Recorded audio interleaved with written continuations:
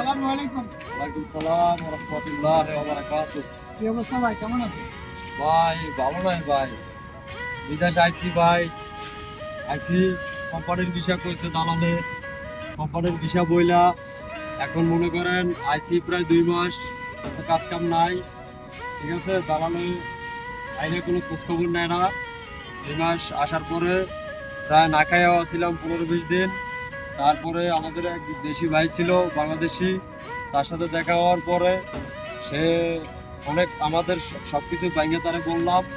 বলার পরে সে ভাইয়ের একটু দয়া হইলো, দয়া হওয়ার পরে ভাইয়ের এই কোম্পানি চাইলে দিচ্ছে, দালালে বলছে যে বাংলাদেশে থাকতে বলছে, তোমার কাজ অনলাইন কোম্পানিতে, তুমি বৈশা বৈশা কার্টুন করবা মাল, তোমার এটা হইলো কাজ। আমার থেকে ভাই 5,20,000 টাকা নিচ্ছে দালালে, এগুলো বইলা। হ্যাঁ, অনেক কিছু বলছে যে কোম্পানি যে ঢুকাই দেবো, কোম্পানি কাফেলা, কোম্পানি ভালো। তো এখন তো আইসা ভাই, হ্যাঁ, দালালে কোনো খোঁজ খবর নেয় নাই। ঠিক আছে, দালালে আর খোঁজ খবর নেয় নাই কিছু না। এখন তো বিপদে পড়ে গেছি। দালালের নাম কি? দালালের নাম হয়েছে গিয়াস। ইয়েস, বাড়ি কোথায়? ওর বাড়ি হচ্ছে যাইয়া খাগড়াছড়ি ডিস্ট্রিক্ট।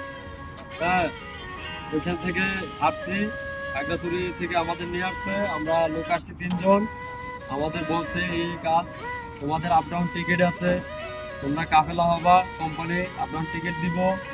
হ্যাঁ, তোমাদের 1500 রিয়াল বেতন, ওভারটাইম আছে।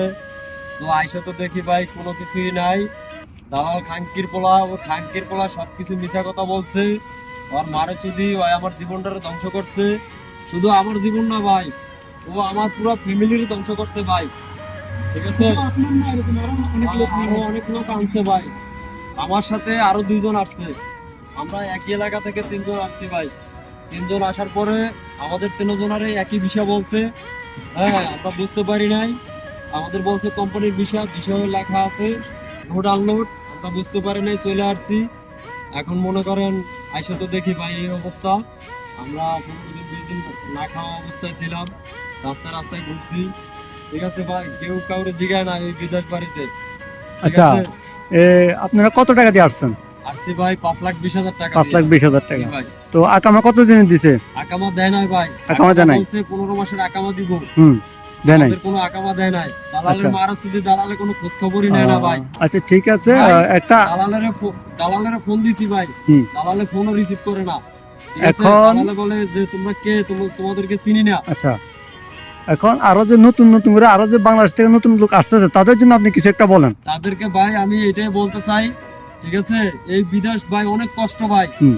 এই বিদেশে আসলে আমরা বাংলাদেশে থাইকা বুঝি, আমাদেরকে দালালে বুঝায় হুম। যে ভাই আসো বিদেশে টাকা তোমরা হুম। ঋণ করে যেভাবে হোক আসো, আসলে তোমরা 6 মাস 8 মাসের টাকা হুম। তোমরা শোধ করে দিতে পারবা। ঠিক আছে, কিন্তু সবগুলো মিছা কথা ভাই, মিষ্টি মিষ্টি কথা কইয়া আনে। রাইট। আনার পরে ঠিক আছে, আপনারা কিছু কিছু জায়গা আছে এয়ারপোর্টে ছাইরা দিব ভাই। হুম। ঠিক আছে, এয়ারপোর্টে ছাইরা দিব, খোঁজও নিব না আপনার। হুম। ঠিক আছে, তারপর রাস্তায় রাস্তায় ঘুরতে হবে।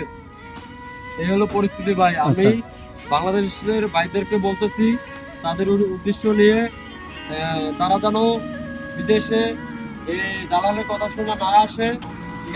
এইভাবে হাজারো মানুষ প্রবাসের মাটিতে কষ্টে ভুগতেছে, কিন্তু তারা না পারে কাউকে বলতে, না পারে নিজে হজম করতে। তাই আমি মনে করি যারা এইভাবে এই 2 নম্বরী কাজগুলো করেন, ভাই দয়া করে বন্ধ করেন, আর করেন না। মানুষের জীবন নিয়ে খেলা করেন না, কত করবেন।